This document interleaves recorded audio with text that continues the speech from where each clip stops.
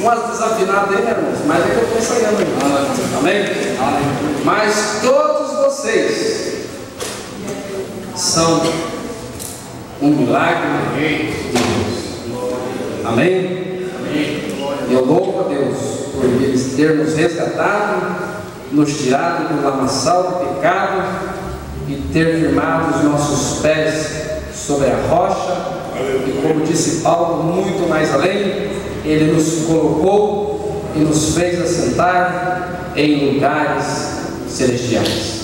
Amém? Isso quer dizer o quê? Eu aprendi há muito tempo isso. Lá na IBO, pastor Josué Gonçalves, que nós estamos acima do sistema. Amém? Você é diferente. Não é porque você é melhor, mas porque Jesus te faz melhor e te coloca um padrão de vida que vai muito além daquilo que o sistema impõe nos cidadãos dessa terra. Porque nós não somos, apesar de estarmos aqui, nós temos uma pátria eterna, aonde nós temos a absoluta certeza e a plena convicção que reinaremos para com o Senhor ali para todos sempre. Amém? Tome a sua Bíblia e vamos ler 1 Samuel, capítulo 11, versículo 1 em diante. 1 Samuel. Louvo a Deus pela vida do pastor Eliel, sua família, e pela confiança que nos atribuiu estar ministrando a palavra nesse momento. E a Deus em especial. Todos acharam? Amém? 1 Samuel, capítulo 11, versículo 1 em diante. O amonita Naás avançou contra a cidade de Jabes-Gileade e a cercou. E os homens de Jabes lhe disseram: faça um tratado conosco e nos sujeitaremos a você.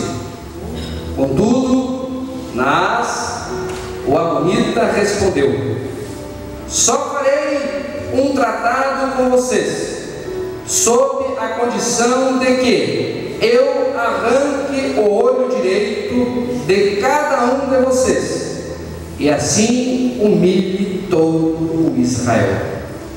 As autoridades de Jabes lhe disseram: dê-nos 7 dias, para que possamos enviar mensageiros a todo Israel.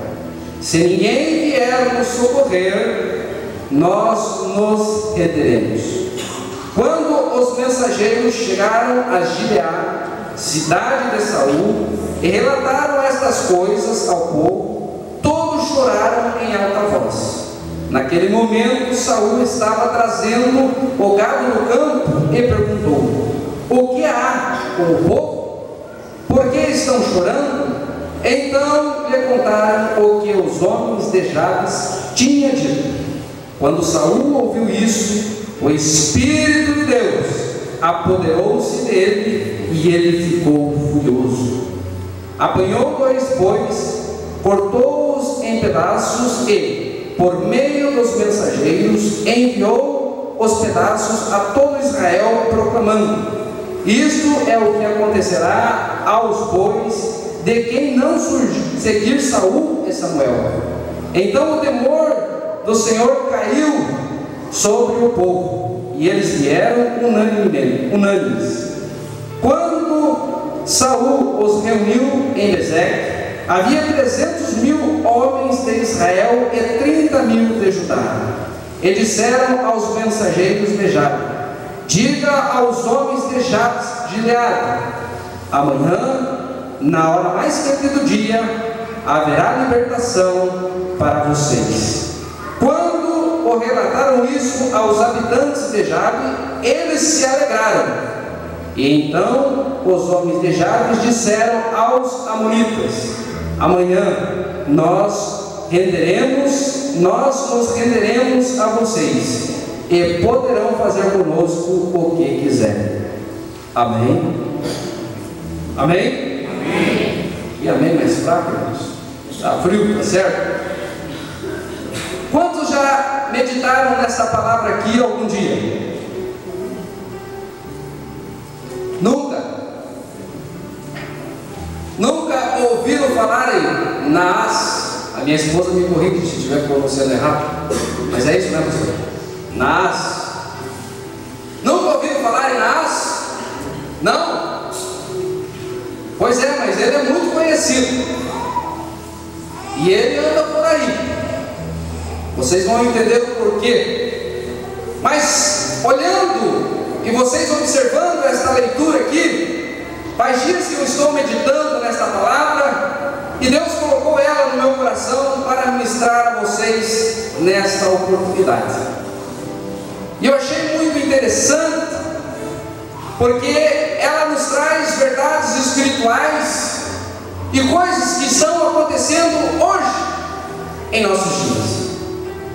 A atitude de Naás, ela não se limitou tão somente ao povo de Jabes Gileade, mas apesar de anos terem se passado, sutilmente existem alguns Naás por aí afora que têm tentado fazer alianças e furar os nossos olhos. Veja que é um paradoxo para com os princípios do reino. Jesus por várias vezes se manifestou, e quando ele manifesta o seu ministério, quando ele lê a profecia, uma das atribuições de Jesus seria fazer o quê? Abrir os olhos aos céus. Quando João questiona se Jesus era aquele que ele aguardava, se era ele o Messias, ele manda dizer a João novamente que ele dava visão aos cegos. Mas existe um ser, elementos espirituais, forças, potestades invisíveis, que usam instrumentos e mecanismos mais variados para de múltiplas formas dilacerar e tirar a nossa visão, fazendo com que nós tenhamos nos tornar entenebrecidos, ou seja, que não tenhamos a verdadeira visão do reino de Deus. Veja a situação em que se encontra aqueles habitantes de Jabes Gileade. Israel estava passando por uma crise, e não havia uma harmonia, não havia um espírito de unidade entre as lideranças de Israel. Havia um espírito de divisão, porque o egoísmo aflorava no coração de cada um daqueles que lideravam, tanto que liderava Judá, tanto que liderava Israel. O egoísmo toma posse do coração daqueles homens, e eles começam a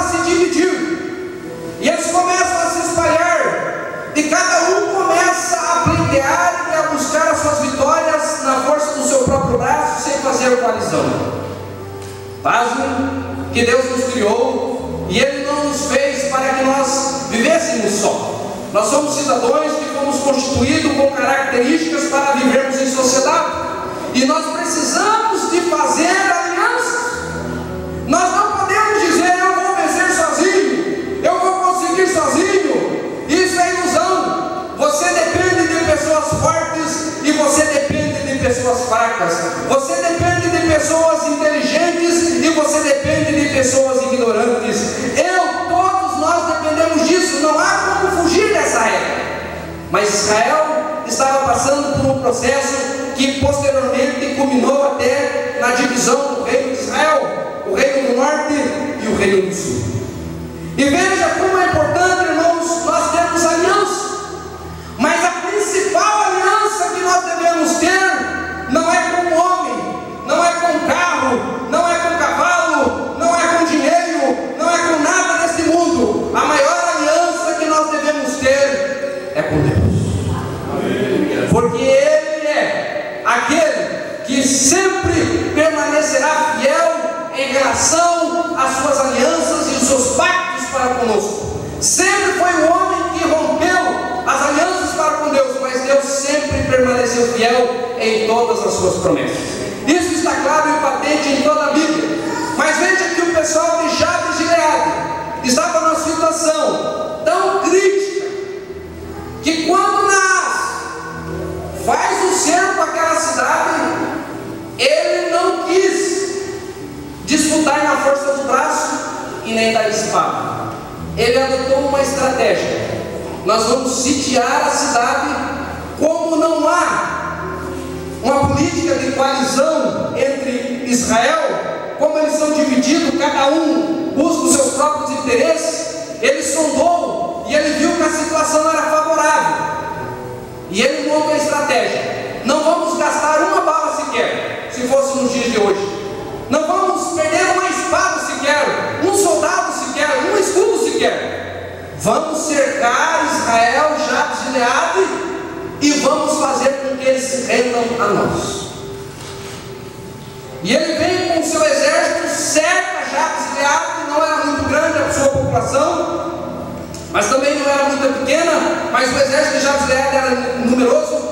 E quando os anciões de Jabes de Gileade veem que estão acuados, eles prontamente se oferecem para fazer uma aliança com Naás. Eles estavam vulneráveis. Por que eles estavam vulneráveis? Porque eles não tinham mais uma visão na vertical. Eles só olhavam na horizontal. E na horizontal eles não conseguiam enxergar nada. O homem de Deus, aqueles que servem a Deus, irmãos, eles sempre devem olhar para a vertical, para enxergar melhor na horizontal. Quando você olha só para o horizonte, você sempre que se deparar diante de uma dificuldade, você se sentirá só, e você poderá se tornar vulnerável e suscetível às armadilhas de Naás. O nome de Naás, para vocês entenderem o que eu quero dizer espiritualmente, significa serpente. A serpente sempre foi e causou catástrofe entre aqueles que têm um relacionamento com Deus. E aqui ela está novamente se manifestando através de Naás, tentando destruir aquele povo. Mas por que ele ia conseguir ter êxito? Porque eles tinham perdido a visão de Deus. E está registrado aqui: façamos um tratado, faça um tratado conosco, e nos sujeitaremos a você. É o povo de Jabes de Gileade que estava dizendo isso. Contudo, Naás, o amonita, respondeu: só farei um tratado com vocês sob a condição de que eu arrancarei o olho direito de cada um de vocês. Vocês imaginam a tragédia que ele não ia causar? Hoje, com toda a evolução, com toda a tecnologia, você imagine você só com o olho. Não é fácil. Mas você imagina Um soldado que se alistava para o exército de Israel, ele tinha que ter os 2 olhos perfeitos. Sabe por quê? Porque quando eles iam para a guerra, eles não tinham pistolas, eles não tinham fuzil, eles não tinham armas de fogo, eles usavam espada e escudo. Então o olho era uma arma importante para eles, porque quando eles iam para o fronte, o olho esquerdo ficava atrás do escudo, mas o direito é que eles tinham a visão para ofender e para atacar o inimigo. E se nasce o olho direito deles, eles se tornariam totalmente inoperantes, totalmente sem função para exercer o ministério deles. É isso que o diabo quer fazer e a serpente quer fazer conosco. Ele quer sutilmente furar não só um, mas furar os 2. Pasme. Tem gente que está aqui com as suas visões perfeitas, mas espiritualmente estão cegas. Um homem cego, ele não tem muitas habilidades, porque quando uma pessoa cega, ela depende geralmente do quê? Deus. Ela precisa ser carregada, ela é conduzida. Se a pessoa quiser enganar ela, não engana, porque ela pega ela pela mão, ela se torna totalmente vulnerável. Amados e queridos irmãos, paz. Mas Satanás tem usado todo tipo de artimanha, todo recurso possível para que nós venhamos nos tornar cegos espirituais e perder a verdadeira visão do reino de Deus. Amém? Tantos confrontos, tantas guerras, tantas divisões, tantas pelejas. O hino que a Lídia cantou aqui foi justo. Há tantos interesses impuros, tanto estrelismo, tantas coisas, mas a verdadeira visão do reino de Deus, ela tem sido colocada de lado. Hoje se exalta o homem, mas não se exalta Deus. Se exalta o homem, mas não exalta Jesus. Se fala do homem, mas não fala de Jesus. Verdadeiramente, muitas igrejas, as pessoas estão enxergando, mas espiritualmente elas estão cegas, porque elas não enxergam um palmo à frente do seu nariz, porque a serpente conseguiu cegar os seus olhos através, muitas das vezes, de líderes que se tornaram cegos e se tornaram sujeitos e até se sujeitam a barganhar com Satanás. Tem barganhar as coisas de Deus com a serpente, com Satanás ou com Naás. Entenda bem vocês o que eu digo. E Jesus deixou bem claro: um cego conduzindo outro cego, caíram ambos no mesmo lugar. Amém?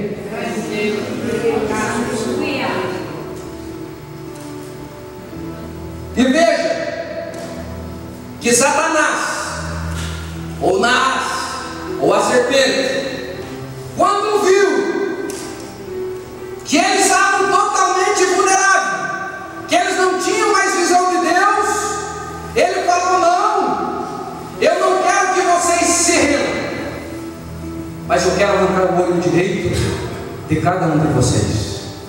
O diabo não se contentará se ele não fazer de você um verdadeiro escravo dele.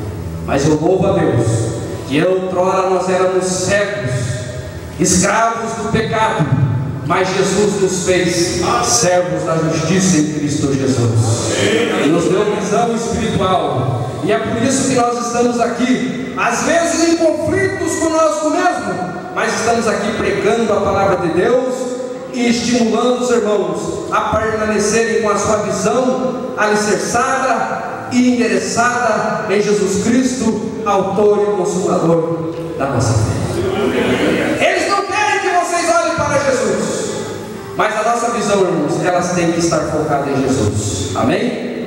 Veja o estado desta nação.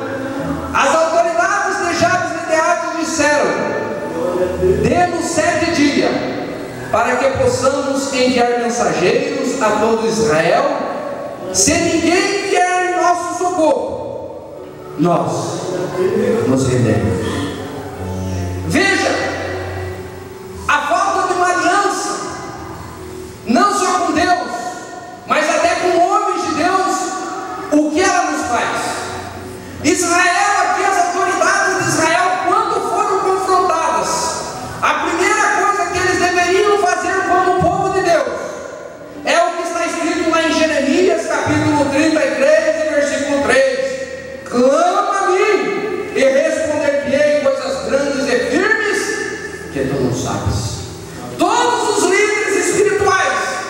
tinham visão de Deus, quando o exército, seja da Síria, seja quem fosse dos filisteus, sitiava a cidade, a primeira coisa que eles faziam era invocar o Deus de Israel.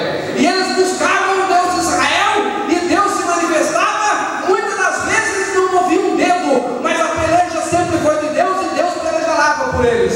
Mas quando o homem não tem visão, ele só olha para o horizonte e ele sujeita as imundícias desta vida. Amém?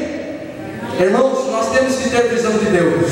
Nós temos que orar para que os nossos líderes sejam homens de Deus, para que eles tenham visão de Deus, para que eles possam nos conduzir pelos caminhos certos, e para que não venham para ganhar os valores do reino, que são preciosos, são valiosos, e eles devem ser defendidos, seja que custe a nossa vida, seja que custe a morte, mas nós temos que defender tudo aquilo que é de valor do reino, sem abrir mão de uma vírgula sequer, porque é assim que o Senhor quer que nós façamos.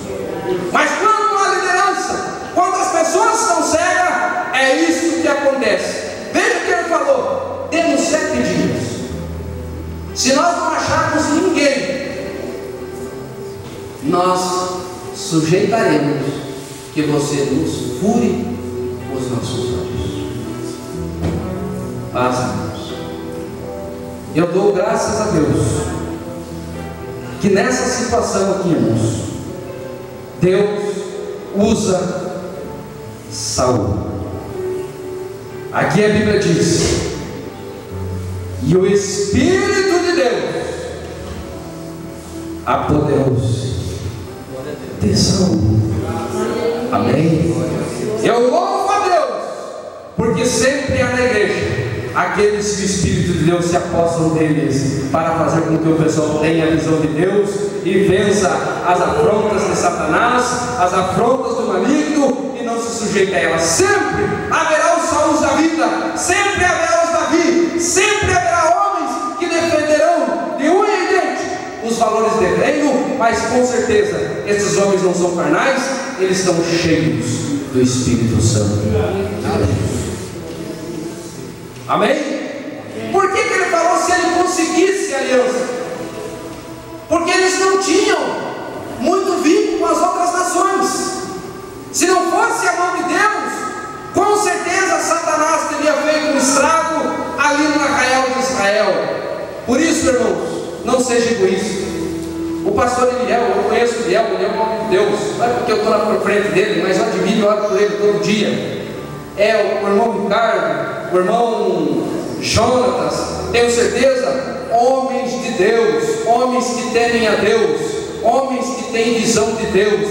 Por isso, irmãos, orem por esses homens, para que eles continuem com a sua visão aguçada, com a sua visão espiritual e cheios do Espírito Santo de Deus, e possam detectar qualquer tipo de interferência e qualquer tipo de ação do maligno no meio do povo de Deus, para que nós venhamos perder a verdadeira visão do reino de Deus. Amém? Mas eles não são super-homens. O pastor Eliel precisa fazer aliança. Eu preciso ter aliança. Por que é importante ter aliança? Principalmente com Deus, mas também com o homem. Porque nas horas da adversidade, você pode ter com quem contar. Amém? Tem gente que é egoísta. Ele não está nem com o vizinho dele, pastor.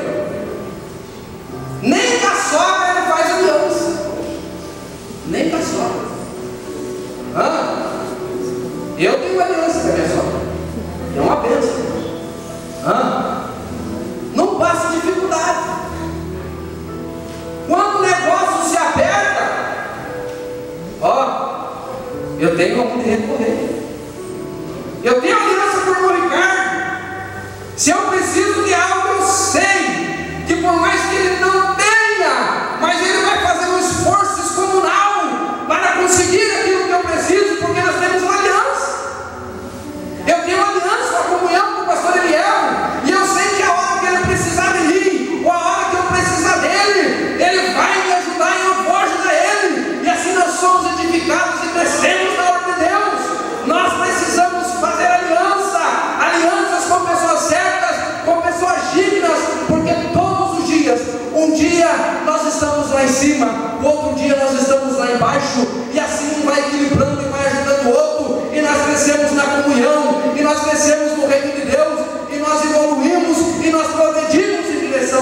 de Deus. Por isso que o crente, irmãos, ele não pode ser egoísta. Você não é super-homem, você não é super-mulher, você não é o gás da coca, como dizem por aí. Você não é a última bolacha do pacote, viu, jovens? Vocês têm que aprender a fazer alianças, viu? Não é porque você é 20, né? Não, eu sou meio estilo 20. Eu não preciso fazer aliança. A minha beleza conquista tudo. Hein? Você pode ser bonito, viu? Mas não estou querendo morar com você aqui, por favor. Só aqueles pregadores que ficam atemorizando as pessoas, né? Ou de repente os irmãos aí se acham os Arnold Schwarzenegger. Não precisamos, eu tenho força, eu posso, eu tenho canudo, eu tenho inteligência, eu tenho isso, eu tenho aquilo. Não, vocês precisam fazer alianças. Vocês precisam fazer aliança com pessoas cultas, com pessoas ignorantes, com pessoas pobres, com pessoas ricas, porque nós vivemos em sociedade e fomos constituídos por Deus para viver em sociedade. Sabe por quê? Hoje você pode estar nadando na bênção, viu? Mas amanhã? Tem gente que não está lá em cima, ó, nos que estão lá embaixo. Fiz uma seta, humilha. Mas um dia você pode descer. A tua beleza não vai durar para sempre. Muitas coisas podem acontecer mesmo você sendo bonito. Mas o mais importante de fazer aliança é saber com quem você vai fazer aliança. Principalmente os jovens. Os jovens têm que saber com quem fazer aliança. Vocês têm um futuro brilhante pela frente. E dependendo com quem vocês fizerem aliança, vocês podem comprometer todo o futuro de vocês. Às vezes, alianças podem ser feitas, alianças profissionais, alianças familiares, alianças conjugais. Vê lá o camaradinha lá, bonitinho, mas ele não serve a Deus. Não, mas eu vou conquistar ele para Jesus. Vou fazer uma aliança com ele. Cuidado, irmãos. Lá no meio do caminho, ele pode querer furar os seus dois olhos. Não foi assim com Sansão? Sansão fez uma aliança, mas uma aliança errada. Com o sogro,